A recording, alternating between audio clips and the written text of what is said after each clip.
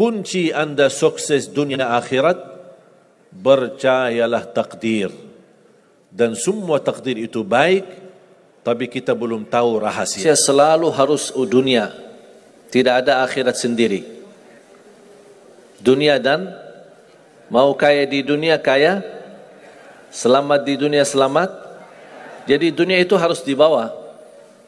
Kalau udah bahasanya akhirat, pasti orang bertanya, terus dunia kita gimana? Makanya begitu saya membaca sukses dunia akhirat, wah ini Indonesia ini.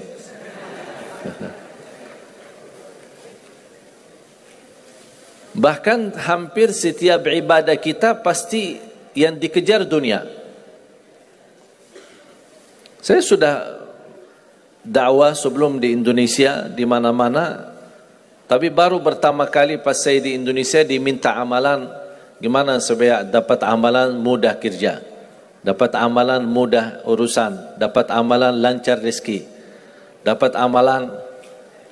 Jadi ujung-ujungnya semua untuk urus dunia.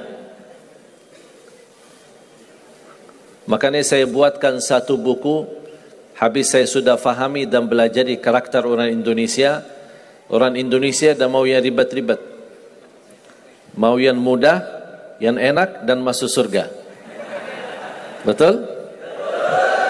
Makanya saya buatkan satu buku 20 amalan mudah tapi pahalanya sangat menakjubkan. Mudah diingat, mudah dihafal, mudah diamalkan, tapi pahalanya sangat luar biasa. Bapak Ibu jamaah sekalian, kalau benar-benar ingin anda sukses dunia akhirat, harus kita percaya sepenuhnya takdir. Kuncinya di situ. Percaya sepenuhnya takdir. Takdir itu menjadi salah satu rukun iman. Rukun iman ada berapa? 6. Rukun Islam 5. Salat berapa waktu? 5 atau 4? Yakin 5. Soalnya benar tak salat subuh?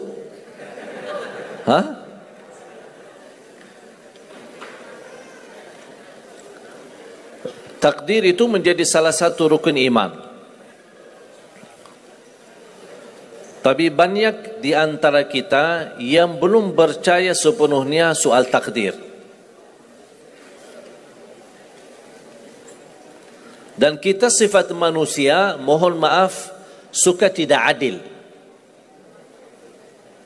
Contoh, kalau Allah berikan karunia, nikmat, pertama kita lupa bersyukur. Yang kedua, kita tidak pernah berkata sama Allah, ya Allah kenapa aku dapat nikmat ini? Tapi sebaliknya, kalau kita diuji oleh Allah, kita kurang sabar dan kita bertanya sama Allah, ya Allah kenapa saya diuji?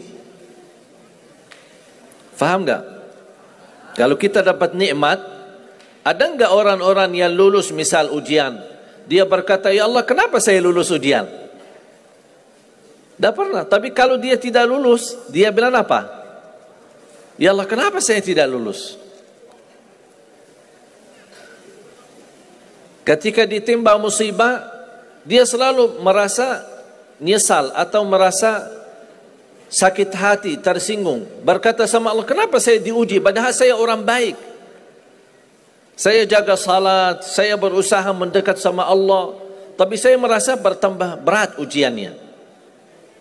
Tapi sebaliknya, ketika diberikan nikmat, dia tidak pernah menyebutkan, ya Allah kenapa saya mendapatkan nikmat ini? Kayaknya si fulan lebih fantas mendapatkan nikmat. Itu tanda manusia tidak adil. Tidak bersikap adil. Makanya subhanallah, semakin anda mantap imannya terhadap takdir, semakin hidupmu jadi nikmat. Saya kasih contoh.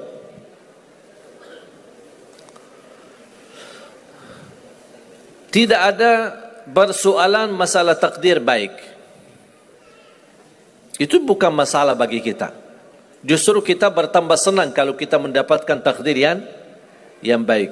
Tapi yang menjadi persoalan bermasalah bagi kita adalah takdir buruk.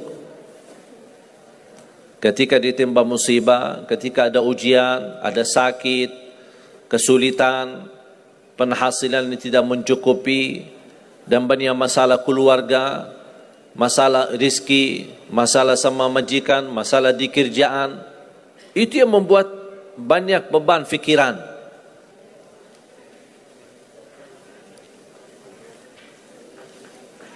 Tapi kita harus tahu, sebenarnya walaupun takdir itu ada baik, ada buruk,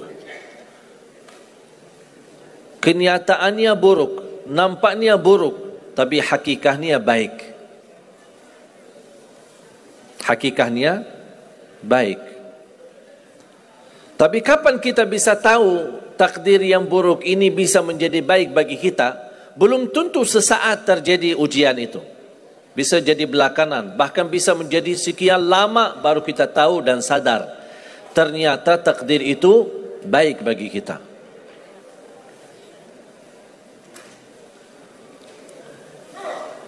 Saya kasih contoh melalui cerita. Saya buatkan satu cerita ingin memberikan pesan kepada orang muslim, orang beriman, betapa besar karunia Allah dan pertolongan Allah melalui takdir. Ada seorang berdoa, dan saya yakin anda semua berdoa. Setiap berkesempatan, setiap salat, setiap sujud atau tahajud, duha, pasti anda semua berdoa. Ada yang diinginkan, ada yang hajat-hajat yang belum terkabul, belum tercapai.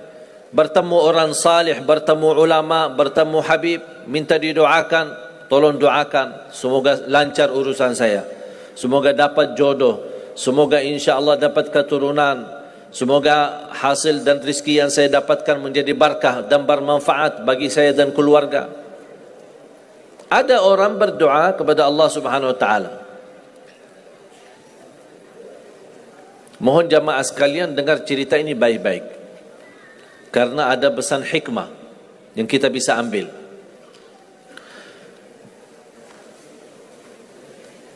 Orang ini berdoa tapi tidak melebihi selain doa meminta jodoh yang salihah, yang cantik, yang kaya. Itu aja doanya, tidak ada yang lain. Setiap salat, ya Allah, jodoh yang salihah, yang cantik, yang kaya. Tahajud, ya Allah, jodoh yang salihah, yang cantik, yang kaya. Doa pas buka puasa, itu aja doa, tidak ada yang lain. Tidak minta ampun, tidak minta rahmat, tidak minta karunia, tidak minta keselamatan. Butuh banget ini jodohnya. Dapat rezeki sedikit, dapat kemudahan berangkat haji. Selama dia berhaji, selama dia tawaf 7 kali, itu aja doanya. Ya Allah, jodoh yang salihah, yang cantik, yang kaya. Safa Marwah sa'i, ya Allah, jodoh yang salihah, yang cantik, yang kaya. Tak ada yang lain. Ketika satu malam dia sudah di tengah air, berjalan malam hari santai-santai di kampung sambil membayangkan jodohnya, menghayal bagaimana cantiknya. Pas di dalam perjalanan dikejar anjing.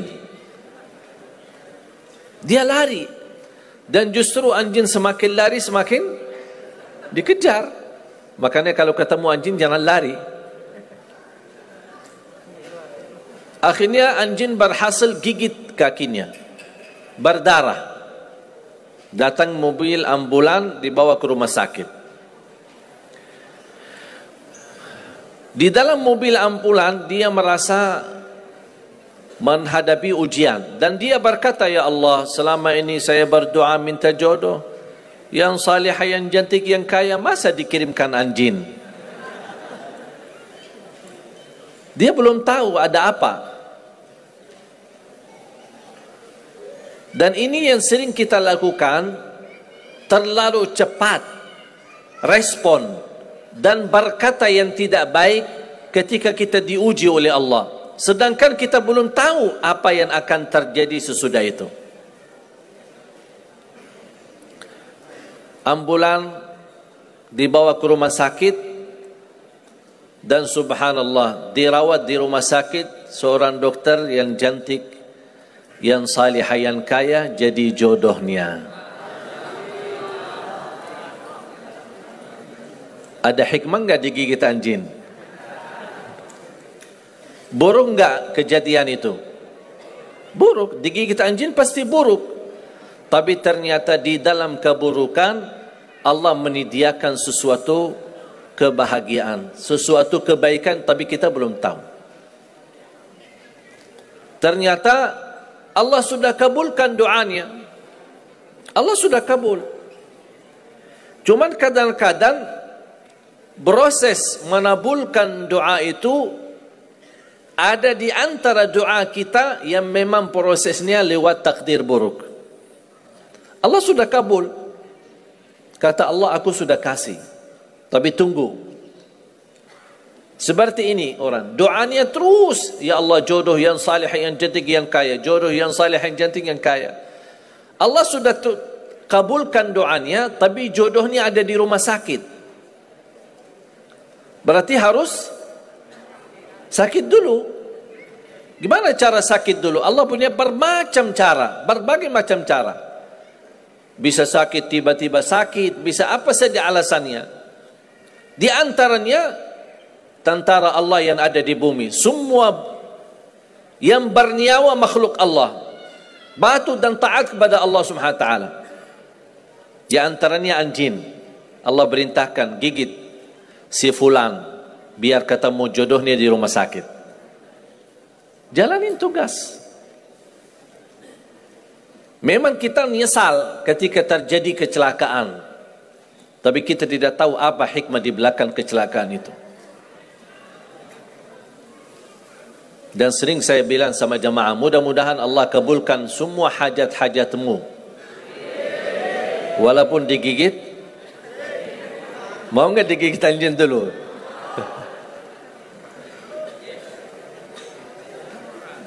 Sebenarnya kalau kita tahu rahasia takdir, apapun yang akan terjadi, kita tidak ada kekhawatiran. Karena kita tahu sesudah ujian ini pasti ada sesuatu kebaikan. Dan yakini Bapak Ibu, Allah Subhanahu wa taala Maha baik. Allah tidak senang menyusahkan hambanya. Tapi kadang-kadang proses untuk menuju kebaikan ada kesulitan dan tantangan. Seperti cerita seorang bapa yang bercita-cita untuk berhaji. Saya bertemu seorang jamaah, usia sudah mungkin 80-an, 80 tahun lebih. Saya pas bertemu diceritakan ini marbot masjid, ahli masjid. Saya berdialog bertahun-tahun, Masya Allah, kerjaannya hanya lap-lap masjid, bersihkan masjid, jaga masjid. Saya berkata sama beliau, Pak, apa yang Bapak inginkan? Tahu nggak jawabannya apa? Saya ingin haji. Tapi saya orang tidak mampu. Doakan mudah-mudahan saya bisa haji. Saya bilang insya Allah Pak, kalau soal haji, soal umrah, itu tidak tergantung dengan kemampuan. Ada orang yang tidak punya uang sama sekali, tapi dapat dipanggil bisa haji. Karena haji dan umrah itu hadiah dan panggilan Allah Subhanahu wa taala bagi hambanya. Bahkan justru ada orang yang banyak hartanya, tapi tidak tertutup hatinya untuk ke tanah suci. Boleh kita bercita-cita, berkeinginan ke tanah suci, Tapi jangan digantungkan persoalan ini masalah kemampuan. Nanti kalau saya ada uang, saya mau haji dan umrah. Belum tentu saat sudah ada uang, belum tentu haji dan umrah. Kalau belum dipanggil oleh Allah Subhanahu wa ta'ala. Saya berkata sama beliau, Bapak kalau sudah saatnya dipanggil oleh Allah, pasti Bapak akan berhaji. Tiba-tiba saya menerima telefon dari anak beliau. Habis saya ketemu kira-kira beberapa bulan, saya terima telefon menyampaikan bapaknya kecelakaan. Kok gimana kecelakaan? Apa ceritanya? Dia bilang habis keluar dari masjid, pulang malam hari, nampaknya ada mobil. Pas ayahnya lagi seberang jalan, ada mobil tidak memperhatikan, kemudian tabrak. Alhamdulillah tidak terlalu parah, cuman perlu dirawat di rumah sakit sedikit, sebentar. Saya ke sana, pergi. Rumah sakitnya di mana? Dikasih tahu alamatnya. Saya datang kunjung silaturahim. Pas beliau bertemu dengan saya, nangis dan pingin peluk saya. Dan terus saya tanya gimana? Kata beliau, ada cerita yang istimewa terjadi sama saya. Ternyata orang yang menabrak beliau, orang yang kaya.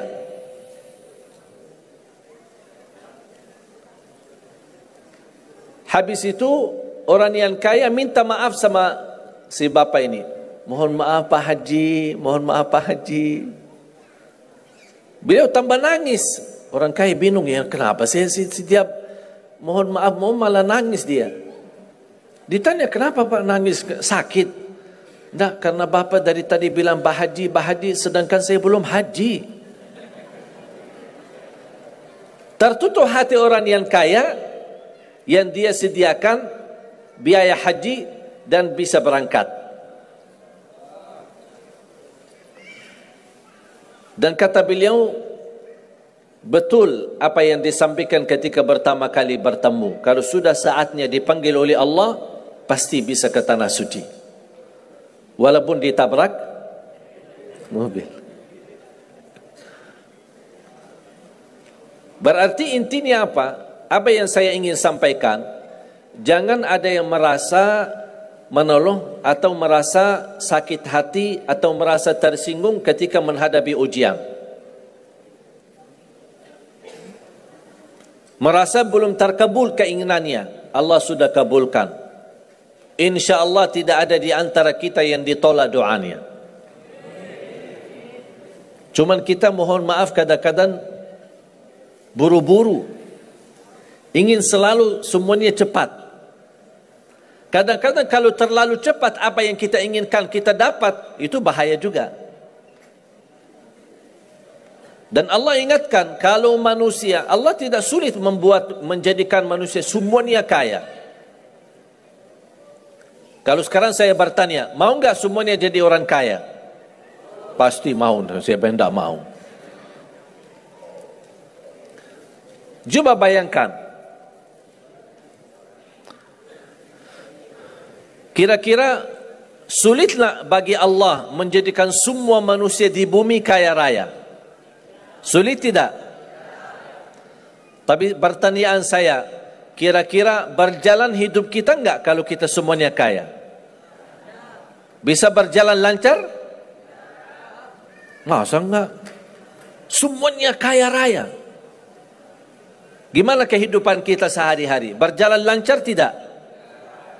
Kenapa tidak? Saking banyak kekayaannya. Kalau semuanya kaya, memang sulit menjalani kehidupan. Contoh, cari supir, siapa yang mau supirin kita? Sama-sama kaya. Datang minta tolong sama teman. Boleh enggak ini cariin supir? Aku aja lagi cari supir, tidak dapat. Mau punya perusahaan sendiri, butuh tenaga kerja kan? Semuanya orang kaya. Buat apa kalau mereka semua kaya, masing-masing punya pabrik, tapi tidak ada yang bekerja? Sulit nggak jalan hidup? Sulit. Sama sebaliknya, kalau semuanya di bumi miskin, susah. Kira-kira gimana hidup kita? Ya susah juga. Tidak bisa lancar hidup di dunia. Setiap ada orang datang minta tolong, Pak, apalagi saya, Pak? Saya aja susah. Tapi makanya ada hikmah. Allah menjadikan ada yang kaya, ada yang miskin. Yang kaya menutupi kebutuhan yang miskin, miskin juga menutupi kebutuhan yang kaya. Saling mengisi. Supaya apa? Supaya dunia ini berjalan. Hidup kita berjalan. Tapi coba bayangkan kalau semua orang kaya tidak mau membantu orang miskin, dan semua orang miskin sombong dan mau melayani orang kaya, gimana kehidupan kita? Susah. Makanya jemaah sekalian, kunci Anda sukses dunia akhirat, percayalah takdir.